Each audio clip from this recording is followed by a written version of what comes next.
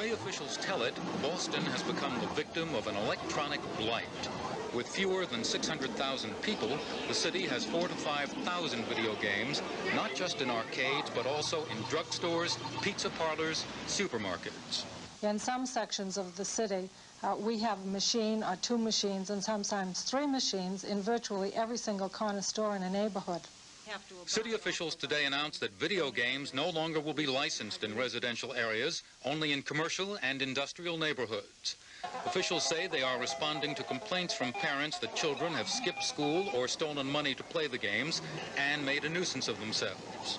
Senior citizens have rights. They have rights to go into the laundromat and wash their laundry in peace. They don't have to go by 2 or 3 machines or kids congregating and passing fast remarks as they walk in and terrorizing them in some instances as they go in. Under the new regulations, licenses for about half the video games already in Boston are unlikely to be renewed, including those in the basement of the South Boston Martial Arts Academy. The reason we requested to have video games is so we could bring in extra money so we could allow those kids that are out in our neighborhoods that can't afford to come.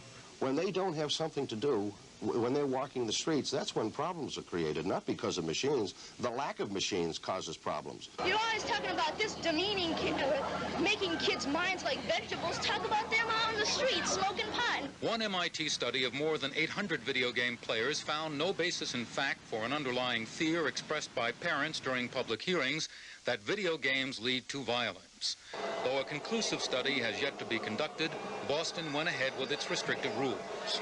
The industry plans to fight City Hall in court. There have been skirmishes before as smaller communities acted, but now a full-scale battle has been joined between the video game industry and its opponents. Steve Young, CBS News, Boston. A fantasy martial arts game that some parents think is just too violent for their kids. Carol Lynn joins us live now from Northridge with more on that story. Carol? Here it is, Bob, behind me. It's called Mortal Kombat, and we're going to talk to Aaron Brandis here about the game. Aaron, how does it work? Well, basically, you pick a couple characters, you do maneuvers on the joysticks and buttons, you do moves, and then what are you trying to get to? Fatality? Nah, there's a master guy you got to beat at the end. Fatalities are just what happens if you're really brutal to your opponent. You get an opponent, you can rip off his head or something like that. Sounds like a pretty thrilling game, and this is the kind of violence that critics are pretty worried about. Cold-blooded murder is making Mortal Kombat the most popular video game in history. Kids relish their victory and their bloody choice. Should they pull out their opponent's heart or simply rip his head off just to see his spinal cord dangle in a pool of blood? How do you feel about cutting his head off?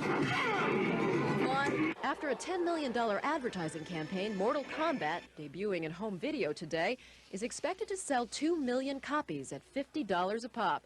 A horrifying possibility for parents who can't believe the game makers are fantasizing about decapitation and murder. I don't think they'll have this at home, no. You don't think so? A little bit too violent. You look a little startled. Yeah, it's a little too violent, I think. That's pretty bad.